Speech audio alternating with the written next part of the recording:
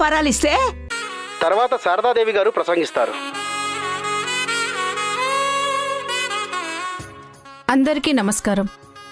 నేను మాటల మనిషిని కాదు, చేతల మనిషిని. దానికి నిదర్శనమే నా సక్సెస్.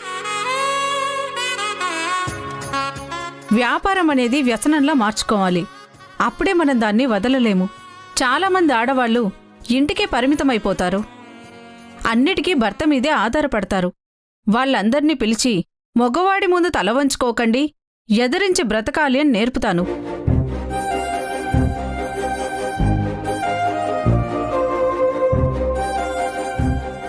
వాళ్ళ కోసం ఒక పరిశ్రమని ఏర్పాటు చేస్తాను.